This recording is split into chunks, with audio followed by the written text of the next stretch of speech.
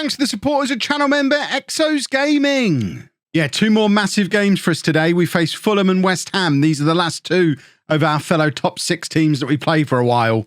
We are going to have a good idea in about 20 minutes' time if promotion is likely to be possible this year. Yeah, I'm well aware I spent £9 million, so it probably should be promotion this year.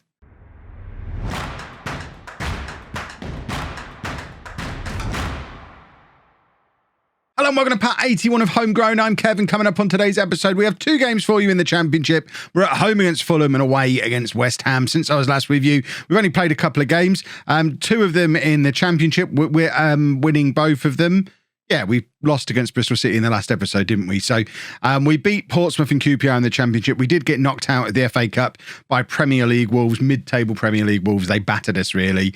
But couple of wins in the Championship means this is what the table looks like going into these 2 big games against Fulham and West Ham. All of the top 6, or in fact the entire division, are on 33 games played.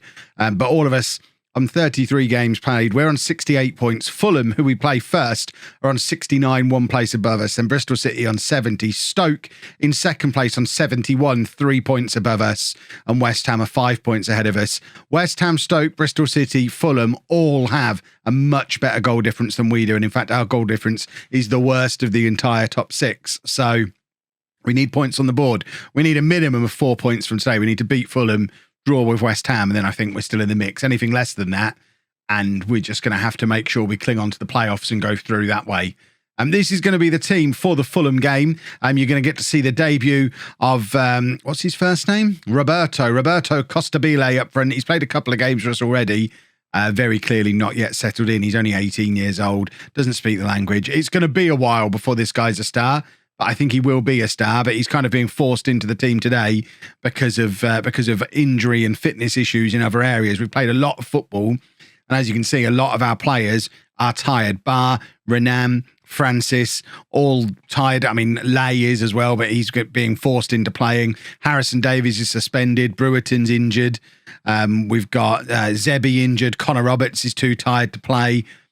Fulton's injured. We basically have the choice of playing Constabile, looking to the future, as we have been all year, or Tommy Jessup or Troy Cannon or someone like that. And I think we've got to look to the future, cross our fingers, and hope Costabile comes good sooner rather than later. So the team for the Fulham game, we've got Williams in goal, a back 4 of McCartan, Hall playing at centre-back again for us today with the suspension of Davies and the tiredness for Barley alongside him. Nathan Curry returning to the side after an injury layoff at right-back. He has missed the last, 12, 15 games through injury. Apparently he's been in light training all that time and never actually injured. Pretty sure he was injured for most of that time. We're then going with Ali Basic and Akani in midfield. Hamilton, Blamplate and Onyango. Onyango actually scored 2 goals in his most recent game coming off the bench. A couple of goals in the win over QPR. He came on after 31 minutes with an injury to, I think Renan went off injured. Or it might have been Hamilton. One of the 2 went off injured. Onyango came on and was excellent. And then it's going to be Constabile up front. I'm assuming it's pronounced Constabile. He's Italian. That sounds Italian. It sounds more Italian than Costabile. It can't be Costabile, surely. It's got to be Constabile. Right. We have nothing. Yeah, I would agree with that. We've got nothing to lose today. Fulham are a very good side.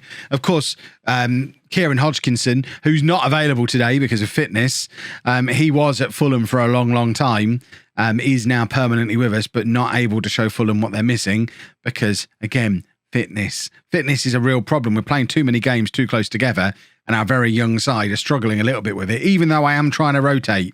I'm clearly not rotating enough. Ali Basic sitting at the base of midfield where he is starting to establish himself as a starter for us now.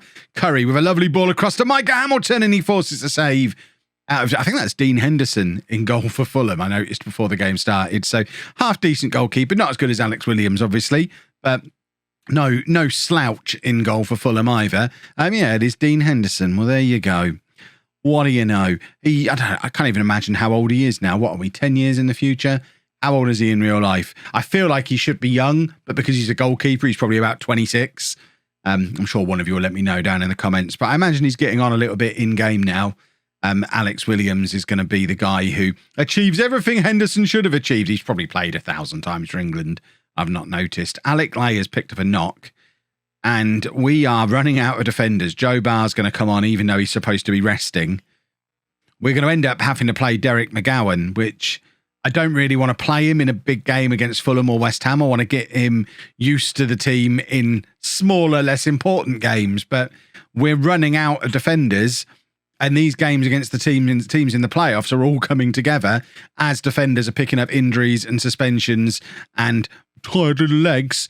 And if we lose one more defender, McGowan's going to have to play against West Ham. I don't think he's even on the bench for today.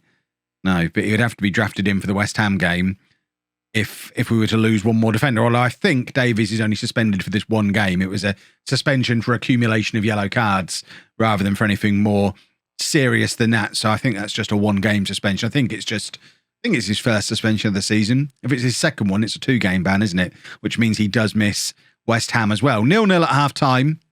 It would be nice to grab a goal, but I mean, I guess not losing is fine if we're thinking in terms of the playoffs. If we're thinking in terms of automatic promotion, we have to win this game. But I don't know. You look at the salaries we're paying. Even with our fancy January that we had, we're still the 23rd highest salary payer in the Championship. So if you look at the salaries we pay compared to what the likes of Fulham are paying, the playoffs is still an outstanding return. Even though we've got to get to the Premier League sooner or later. This is our 3rd season in the Championship now, and it feels like this is our year. Onyango beats his man. I mentioned he'd looked good in the previous game, and he is flying forward and plays a beautiful pass into Hamilton, and Hamilton scores to make it 1-0 after an hour, and Onyango was excellent there. I was a little bit worried when we lost Duran Hughes in January that we were going to have a void on that right-hand side. Renan's played there a bit, Fulton's played there a bit, but Onyango is starting to make that role his own. That's a lovely run, lovely pass. It's like having Hamilton on both sides, the way he goes past men, picks out those beautiful passes. He's a goal scorer as well. Onyango might be a key player for us in this run-in at the end of the season, but Fulham are trying to get an immediate reply up and running here. There's some desperate defending from us, and Williams just about keeps hold of it from the shot from the edge of the area and throws it out to Ali Basic to get the move going again in the opposite direction. It's a ball over the top to Constabile. It's one-on-one with the goalkeeper. I mean, he hit it with confidence. He did just hit it straight at the goalkeeper, though. Very much shades of what Mackenzie Fulton's been doing for a lot of this season. We've got 2 very young strikers who just need a little bit of a break to give them that confidence. Akani's going to come off. We're going to bring on Camilleri. Camilleri's been out for a little while. Yerebek's had a little run in the team recently, but Camilleri I like because he can do the ball-winning midfielder role that Nathan Curry traditionally does so well for us, and it means Blamplate can then become our playmaker a little bit further forward. Talking of Nathan Curry, he is tiring fast. It's his first game back. So George Francis is going to come on for him. McCartan can go over and play at right back. It does mean we've lost the opportunity to bring on Renan or any of the other attacking options that we had to come on for Constabile. So he's going to have to play for the rest of the game, which means hopefully we won't concede because I'm not that confident of us grabbing a second goal. McCartan with the free kick and Andy Hall with the header that goes just over. You've got to believe if that's Harrison Davies lurking at that far post, we go 2-0 up there and put this game beyond doubt. But as we enter the final moments of the game, we are still 1-0 up over Fulham and we've got the ball in the attack again. McCartan with the free kick looking for Constabile, can't find him, and now Fulham with a last-ditch counter-attack. They've got 90 seconds remaining, but they are through. Our defence is all over the place, and that is exactly what the doctor ordered when it comes to securing our promotion push. Terrible attack from Fulham, but they are going to get another attempt at it here. Ali Basic losing the ball, but Barr intercepts, and now Blamplate has got options ahead of him. Constabile is one of them who's got plenty of options on this right-hand side. It's Onyango again, trying to go past his man, but can't, and it's cleared, but Joe Barr should have this covered and hopefully just lump it back up the other end of the pitch. He does better than lump it. He finds Onyango, who in turn gives it to Blamplate, but he gives the ball away, but Camilleri's there to clean up the mess, and it's Onyango again to McCartan. McCartan wins us a throw. There's 10 seconds remaining, And this has got to be a home victory now, surely. McCartan with the throw. He's going to look for Onyango and hopefully immediately get a full-time whistle. Onyango picks the ball up, gives it away, but luckily the full-time whistle does go. And we have picked up an excellent victory with a very, very young and inexperienced side. There is a lot of promising future at this football club, and we might just be fulfilling that promise this year. 4th in the league now. We've leapfrogged over Fulham, still 5 points behind West Ham, who we play next, but only 3 points behind Stoke. We could conceivably be second in the league, 2 points behind top of the table West Ham in about 10 minutes. It'd be unexpected, but it is possible. Multiple changes for the West Ham game then as we try and just keep players fit. As you can see, Harrison Davies is still suspended. It was a 10 yellow card suspension. Troy Cannon also not fit. Zebi not fit. Onyango tired after the last game. McGowan has been playing for the youths or the reserves or whoever it might be, so he can't come into the team. Fulton injured. Lay now joining the injury list. Joe Barr still tired. Ali Basic now tired. And even Micah Hamilton, who's just going to have to play, isn't really fit enough to do it. He's passed a fitness test, as has Nathan Curry, but this team is being held together by glue, and Andy Hall and Matty Brewerton, who for years have been our starting fullbacks, are playing together at centre-back for the first time. Brewerton at least is 6'2", Andy Hall 5'9", and is starting at centre-back for us. But we don't really have another option. Joe Barr isn't really fit to play. Davies is suspended, and McGowan's not really fit to play either. And I wouldn't want to throw McGowan in for a first start away against top of the table West Ham. So we're putting a lot of trust in Brewerton and Hall, and crossing fingers. Good news is Kieran Hodgkinson is back from his little fitness break, so he can come in the midfield. Connor Roberts is fit to start in behind Costabile as well, and Renan can play on that right-hand side. So we can get a team out there. It's just a little bit makeshift, a little bit held together with sticky tape. 5 changes from the last game, and we're away from home against the best team in the league, who have got a 5-point advantage over us going into it. I don't really rate our chances today, but you never know. Stranger things have happened. We are in good form. I just don't know if our good form and good luck carries over into a victory in a game like this one. If we can avoid defeat, that'll be a sensational result for us. They've already hit the post after less than 30 seconds. This is going to be a long afternoon, I think. We are in 4th place, though, as it stands. So who knows? Even a defeat here today, I don't think that derails us too much. I think when you look at the fixtures at the start of the season, away against West Ham is not one we'd have budgeted to get anything out of. So even a defeat here today, it's not all over. Victory here today does make automatic promotion look a lot more realistic than it has done for a long, long time, though. West Ham in again, and Andy Hall, only 5'9". I tell you what, he's had some good games playing at centre-back for us since he's lost his place at left-back. That was a bit poor. He's cleared it into the back of George Francis, and it's caused all manner of problems and led to the goal. But his last-ditch challenges are good. Although, as someone has said to me before, the problem with last-ditch challenges is if you're making a lot of last-ditch challenges, it looks fancy as a defender. But if you're making a lot of last-ditch challenges, it probably means you're just in the wrong position to begin with, because good defenders don't need to make last-ditch challenges because they don't ever get into those last-ditch situations. So 1-0 to West Ham. That does put them 8 points clear of us with 11 games to go. So if it ends like this, I'm pretty sure we're not winning the league. Although, to be fair, I don't think we were winning the league before this game either. The important stat is that we're still only 4 points behind Stoke as it stands. Stoke are presumably playing now. They're 0-0 at home to Sunderland currently. So if we can stay within 4 or 5 points of Stoke and going into the final 6 or 7 games, which we're on course to do, then anything can happen, really. It'll go to whichever team gets the run of form. Micah Hamilton was struggling towards the end of that second half. I have got the odd option that I could potentially bring on. I think what I'm going to do is move Renan over to the left, and we're going to stick Ali Basic out on that right wing, where he's played quite a bit. When he's not been in central midfield, he's been out there this season.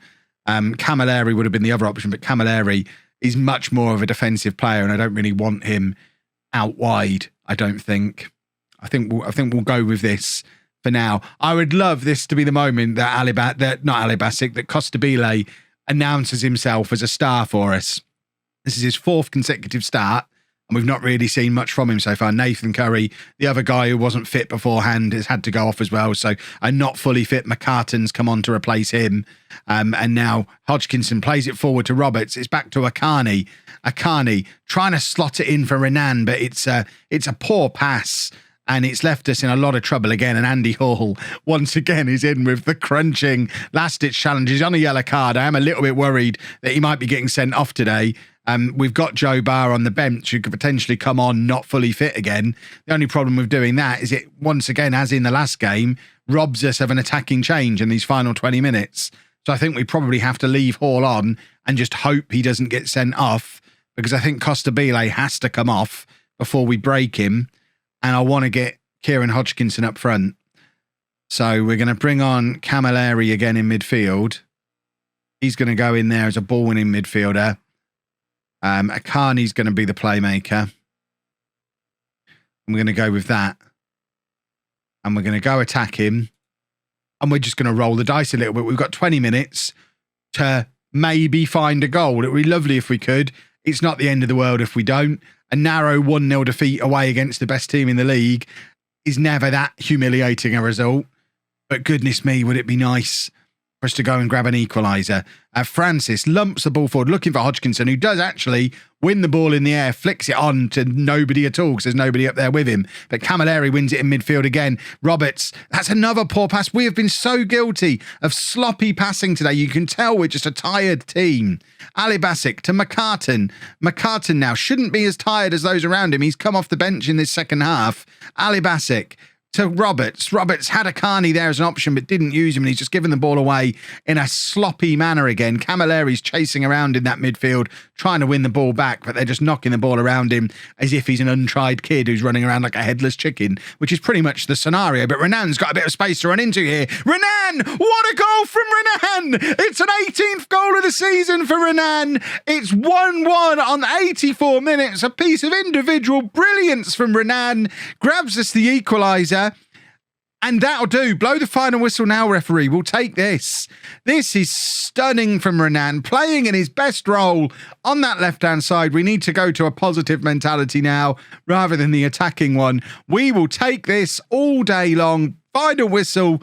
Please, and forget the final whistle. Let's have a winner. Corner comes in. Brewerton! Matty Brewerton, playing at centre-back for the first time since we were in non-league, has just scored a 92nd minute header from a corner.